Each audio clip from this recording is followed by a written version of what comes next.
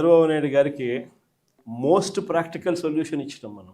అయ్యా చంద్రబాబు గారు, రాష్ట్రానికి ఇప్పుడే కాదు, మీరు చేస్తూ ఉన్న చర్యలతో రాష్ట్రానికి ఎప్పటికీ క్యాపిటల్ లేకుండా చేస్తూ ఉన్నారు. అలా చేయడం వల్ల రాష్ట్రానికి అసలు క్యాపిటల్ అనేది ఉండదు మీ వల్ల. దయచేసి ఇది మానుకోండి. అమరావతి అని చెప్పి నువ్వు రైతులను మోసం చేస్తూ ఉండవు, అమరావతి అని చెప్పి నువ్వు ప్రజలను మోసం చేస్తూ ఉండవు. ఆ అమరావతిలో రోడ్లు వేయడానికే, కరెంట్ వేయడానికే, డ్రైనేజ్ వ్యవస్థ నెలకొల్పడానికే, నీళ్ళు ఇవ్వడానికే, ఇలాంటి బేసిక్ వసతులు కల్పించడం కోసమే నువ్వంతటి నువ్వే ఎకరాకు 2 కోట్లు ఖర్చు అవుతుంది అని చెప్పి నువ్వంతటి నువ్వే సెంట్రల్ గవర్నమెంట్కు డిపిఆర్లు ఇచ్చినావు, నువ్వంతకు నువ్వే బ్యాంకులకు డిపిఆర్లు ఇచ్చినావు.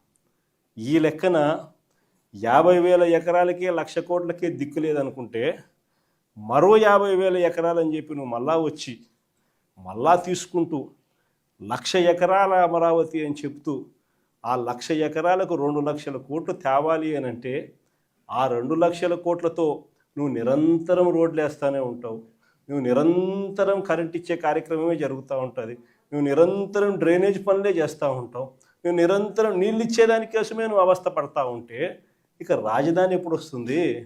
ఎన్ని దశాబ్దాలు పడుతుంది? ఇప్పటికే 12 ఏళ్ళు అయిపోయింది, 2014 నుంచి ఇప్పటికే దిక్కు దివానం లేదు.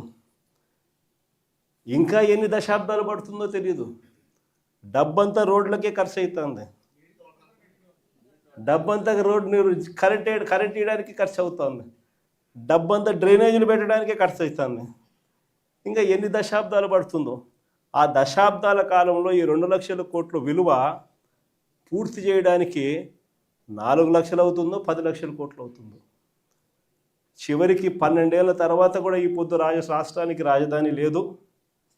ఇంకా 20 ఏళ్ళ తర్వాత కూడా మన పరిస్థితి ఏమిటంటే అప్పుడు కూడా రాష్ట్రానికి రాజధాని కనిపించదయ్యా. అయ్యా చంద్రబాబు, ఇది మానుకో. ఆ 2 లక్షల కోట్లలో 10% పెడితే చాలు, 10% పెడితే చాలు. మేము ఇంతకుముందు మంచి ఆలోచన చెప్పినా నేను నీకు. ఇంతకుముందు ప్లాన్ ఏ కింద రాష్ట్రంలో అన్నిటికన్నా పెద్ద సిటీ విశాఖపట్నం, దాంట్లో పెడితే అసలు ఎటువంటి ఖర్చు అవసరం లేదు. కర్నూలులో న్యాయ రాజధాని కింద అప్పట్లో కర్నూలుకు మనం మాట ఇచ్చినాము, అది నెరవేరుస్తూ అక్కడ న్యాయ రాజధాని పెడుతూ ఇక్కడే అమరావతిలో లెజిస్లేటివ్ శాసన రాజధానిని కూడా తీసుకొస్తే బాగుంటుందయ్యా అని చెప్తే నానా యాగి చేసి రాజకీయాలు చేసి అది వద్దు అన్నారు. సరే పోనీ, అది వద్దు. పోనీ ఈ ప్రాంతంలో అయినా కానీ నువ్వు చేసే పనికి అసలు రాజధాని లేకుండా పోతుందయ్యా. ఆ పని చేయకుండా కనీసం ఇక్కడైనా ఆలోచన చేయి. మచిలీపట్నంలో నువ్వు కాదయ్యా పోర్టు కట్టింది, మేము కట్టాం. మచిలీపట్నంలో పోర్టు మనం కట్టాం. మన హయాంలోనే మనం భూములు తీసుకుంటాం, మన హయాంలోనే మనము అనుమతులు తీసుకొచ్చినాం, మన హయాంలోనే మనం ఫైనాన్షియల్ క్లోజర్ చేసినాం, మన హయాంలోనే మనం బ్యాంకులతో నీట్గా టైఅప్ కూడా చేసి స్టార్ట్ చేసి 30-40% వర్కులు కూడా పూర్తి చేసినాం మన హయాంలోనే. ఆ పోర్టు అయిపోతుంది. మచిలీపట్నం నుంచి విజయవాడకు కేవలం 70 కిలోమీటర్లు, విజయవాడ నుంచి గుంటూరుకు మరో 40 కిలోమీటర్లు, మొత్తం ఈ 110 కిలోమీటర్లు హైవే ఉందయ్యా. విజయవాడలో ఇంటర్నేషనల్ ఎయిర్పోర్ట్ ఉంది, మచిలీపట్నంలో పోర్ట్ వస్తూ ఉంది. ఈ హైవేకి అటు ఇటుగా ఎక్కడ నువ్వు ఆ బిల్డింగులు ఇక్కడ కడితే దీన్నే మచిలీపట్నంలో నుంచి విజయవాడలో నుంచి విఐ, గుంటూరులో నుంచి గన్ను, మావిగన్ అని చెప్పి ఈ 110 కిలోమీటర్లు ఈ ఎకనామిక్ కారిడార్ కింద, క్యాపిటల్ కారిడార్ కింద డిక్లేర్ చేసి ఆ కట్టే బిల్డింగ్లు ఆడ కట్టుకోకుండా ఇక్కడ కట్టయ్యా. 2 లక్షల కోట్లలో నువ్వు పెట్టే అమౌంట్లో 10% ఇక్కడ పెడితే చాలయ్యా. ఆ రోడ్ల కనెక్టివిటీని కొంచెం ఇంప్రూవ్ చేస్తే చాలు, బ్రహ్మాండమైన రాజధాని ఇక్కడే తయారవుతుంది. డే 1 నుంచే రాజధాని వస్తుంది, ఒక గ్రోత్ ఇంజిన్ తయారవుతుంది.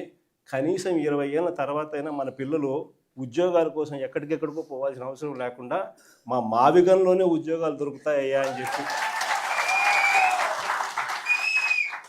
అని చిలకకి చెప్పినట్టు చెప్పినా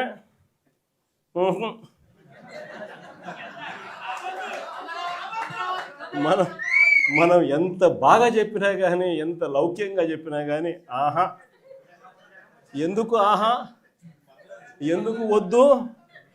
కారణం ఆడ 2,00,000 కోట్లు వర్కులు, మొబిలైజేషన్ అడ్వాన్స్ 10%, అందులో 8% తీసుకోవడం. సో ఈ ఆదాయాలు అనేటివి ఉండవు కదా మావిగన్ అంటే. కాబట్టి వద్దు. దాంట్లో కాంట్రాక్టర్లు ఎవడు అంటే ఒకడు ఈనాడు వియంకుడు, ఇంకొకడు బలుసు శ్రీనివాసరావు, ఇంకో బినామీ, అంత ఇల్లే దోచుకోవడం, పంచుకోవడం, తినుకోవడం. అందుకని ఆహా, జగన్ ఏం చెప్పినా ఆహా. ఇంకొక ఆయన ఆంధ్రజ్యోతి ఆయన ఆ నుంచి ఆయనకు ఎంత బాధనం, దోచుకునేది, పంచుకునేది, తినుకునేది కట్ అయిపోతుంది అని చెప్పి ఆయనకి ఎంత బాధ. వైఎస్ఆర్సీపీ శ్రేణులందరి మీద అన్యాయమైన మాటలు, దుర్మార్గమైన మాటలు మాట్లాడతారు. అసలు నిజం చెప్పాలంటే నేను ఇదే రాధాకృష్ణకి చెప్తా ఉండా, నువ్వు అన్న మాటలు రేపొద్దున మా ప్రభుత్వం వచ్చినాక నిన్ను తిప్పని స్టేషన్ పెట్టకుండా వైఎస్ఆర్సీపీ శ్రేణులను, వైఎస్ఆర్సీపీ కార్యకర్తల భార్యలంటే నీకు అంత అలుసుగా కనిపిస్తుందా రాధాకృష్ణ అని చెప్పి నేను చెప్తాను. ఎవరికైనా వాళ్ళకైనా భార్యలు ఉంటారు, వారి భార్యలను ఉద్దేశించి మనలో ఎవరైనా కానీ మనమైనా కూడా అలా మాట్లాడితే వాళ్ళకి నచ్చుతుందా? ఎవరికి నచ్చదు. నచ్చినప్పుడు అలాంటి మాటలు మాట్లాడేదానికి కనీసం అలాంటి మాటలు మాట్లాడినప్పుడు తప్పు అని చెప్పి కనీసం ఈ నాయకులన్నా చెప్పాలి కదా. ఈ చంద్రబాబు నాయుడు చెప్పడు, ఈ లోకేష్ చెప్పడు, ఇలా దత్తపుత్రుడు చెప్పడు. ఎంత సిగ్గు లేకోకుండా ఆ రాధాకృష్ణ తప్పుడు మాట్లాడితే ఆ తప్పుడు మాటలకు సమర్థిస్తారు వీళ్ళంతా. ఈ స్థాయికి రాజకీయాలు దిగజారిపోతే రేపు పొద్దున ఈరోజు సోషల్ మీడియాలో ఎప్పుడెప్పుడో కమెంట్లు పెట్టినవి అన్నీ తీసుకొని వచ్చి పిల్లలందరినీ తీసుకొని వచ్చి స్టేషన్ల చుట్టూ తిప్పుతున్నారు, జైళ్ళల్లో పెడతా ఉన్నారు, కోట్ల చుట్టూ తిప్పుతూ ఉన్నారు, కొడుతున్నారు. ఇదే రేపొద్దున ఆంధ్రజ్యోతి రాధాకృష్ణ కూడా రేపొద్దున ఇదే జరుగుతుందని ఖచ్చితంగా చెప్తా ఉన్నాను.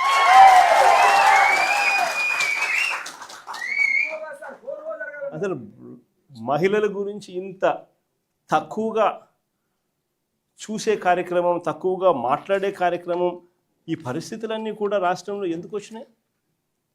ఆశ్చర్యం కలిగించే విషయం. ఇంతకుముందు ఎప్పుడు జరగల. కోడూరు ఎమ్మెల్యే ఆరవ శ్రీధర్, అసలు నాకు నిజంగా ఆశ్చర్యం అనిపిస్తుంది. జనసేన ఎమ్మెల్యే అంట మోసం చేశాడని, అత్యాచారం చేశాడని చెప్పి పాపం ఆ పాప ఆందోళన చేస్తూ ఉంటే ప్రతి ఒక్కరికి కంప్లైంట్ ఇస్తే ఆ పాపను కొడుతున్నారు. ఆ పాప రోడ్డెక్కితే ఆ పాప రోడ్డెక్కి నాకు అన్యాయం జరిగిందని ఆ పాప చెప్తే ఆ పాపను కొడుతున్నారు పోలీసుల సమక్షంలో. ఇంకొకడు నర్సరావుపేట ఎమ్మెల్యే, ఇంకొకడు కళ్ళ ముందరే కనిపిస్తుంది ఎస్పీ ఆఫీసుకి పోయి బాత్రూంలోకి పోయి డోర్ కడేసుకుంటాడు. అసలు ఎస్పీ ఆఫీసులోకి పోవడం ఏంది, బాత్రూమ్ లేకపోయి నువ్వు డోర్ గడేసుకోవడం ఏంది, డోర్ గడేసుకొని నువ్వు స్ట్రైక్ చేయడం ఏంది? అసలు దానికి చంద్రబాబు నాయుడు పంచాయతీ చేస్తాడు.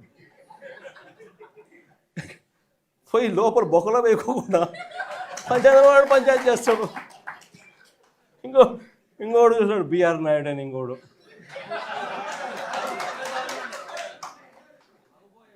ఆయన ఏం చేస్తూ ఉన్నాడో మనందరం చూస్తూనే ఉన్నాం.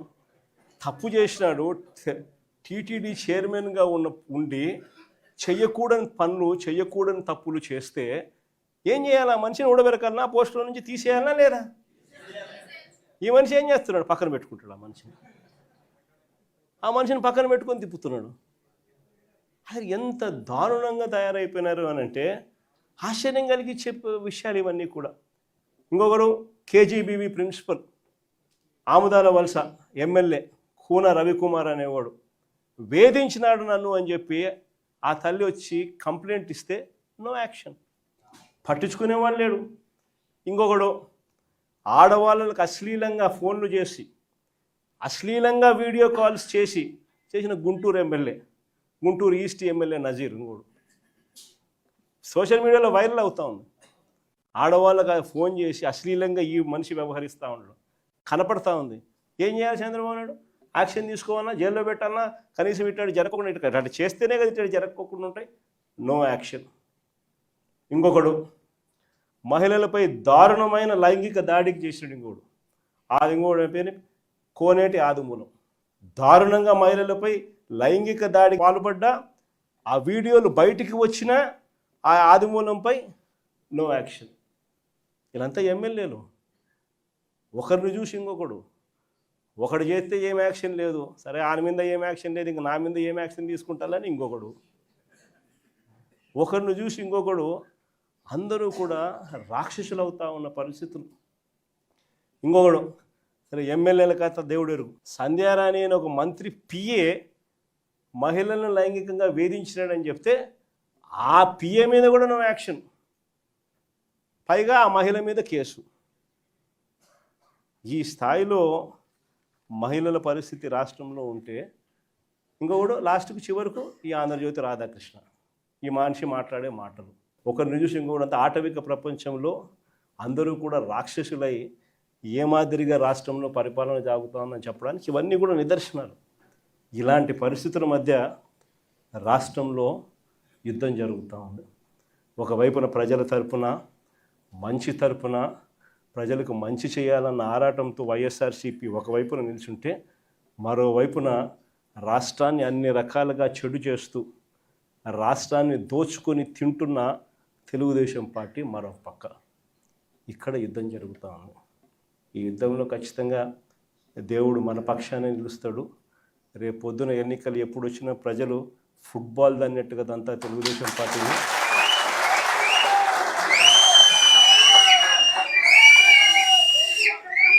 సింగిల్ డిజిట్లు కూడా చంద్రబాబు నాయుడుకి రాకుండా ఉండే పరిస్థితి కూడా అతి త్వరలోనే చూస్తాం. తాడేపల్లిగూడెం నుంచి ఇవాళ ఈ సమావేశానికి వచ్చిన ముఖ్యమైన పార్టీ కార్యకర్తలకు, నాయకులకు, ప్రజాప్రతినిధులకు అందరికీ కూడా హృదయపూర్వకంగా వెల్కమ్. రఘుని మీ అందరినీ కూడా పరిచయం చేస్తూ ఈ నియోజకవర్గ ఇన్ఛార్జ్ బాధ్యతలు అప్పచెప్పడం జరిగింది. ఇక రాష్ట్రంలో పరిస్థితుల గురించి నేను చెప్పాల్సిన అవసరం లేదనుకుంటా. బహుశా ఈరోజు రాష్ట్రంలో పరిస్థితి ఏమిటి?